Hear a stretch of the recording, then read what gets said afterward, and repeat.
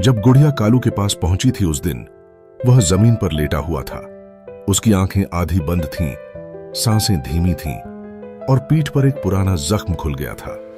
गांव के लोग सोचने लगे कि अब शायद उसका अंत आ गया है, लेकिन गुड़िया ने हार नहीं मानी। वह दौड़कर अपने घर गई, हल्दी, शहद और गर्म पानी ले आई। उसके बाबा ने उसे जड़ी बूटी की एक दवा दी थी जो कभी उनके पिता जानवरों पर लगाते थे।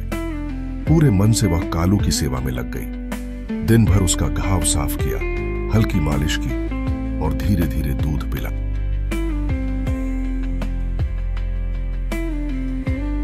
और फिर शाम होते होते एक चमत्कार हुआ।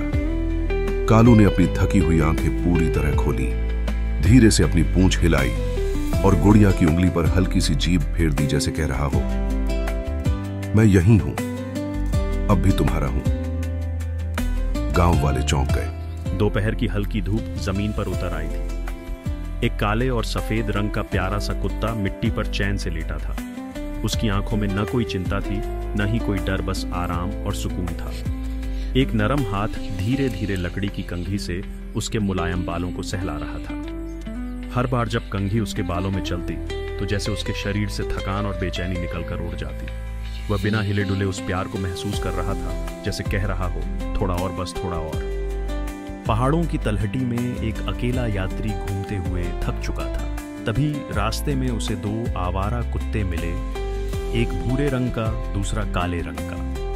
भूरे कुत्ते ने बिना किसी डर के आकर अपना सिर उसके हाथ के नीचे रख दिया, जैसे पहाड़ों की गोद में कुछ उबड़ खाबड़ पत्थरों के बीच एक शांत सुबह थी। वहीं एक सुनहरी ममता की मूर्ति मां कुतिया अपने 3 नन्हे पिल्लों के साथ बैठी थी।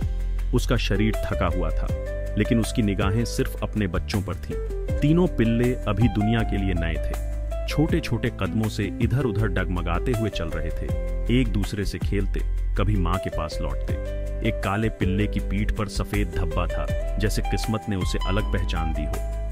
पहाड़ी की ढलान पर 2 छोटे पिल्ले, एक काला और एक सुनहरा, पहली बार खुले आसमान के नीचे आए थे। दुनिया उनके लिए नई थी और हर चीज एक रोमांच। सुनहरा पिल्ला जरा चंचल था, हर चीज को सूंघना और देखना चाहता था। वहीं काला पिल्ला थोड़ा शांत लेकिन बहुत स्नेही था। जैसे ही सुनहरा पिल्ला जमीन सूंघता हुआ आगे बढ़ा, काले पिल्ले ने उसे टोकते हुए हल्का सा धक्का दिया, जैसे कह। एक गांव के किनारे एक चट्टानी रास्ते पर 3 नन्हे से पिल्ले खेल रहे थे। उन तीनों में सबसे छोटा सुनहरे रंग का पिल्ला था, जिसे सब प्यार से सोनू बुलाते थे। सोनू बड़ा ही जिज्ञासु था, हर चीज को सूंघना, देखना और समझना चाहता था। एक दिन सोनू चट्टान के पास खड़ा हो गया, मानो किसी गहरे रहस्य को देख रहा हो।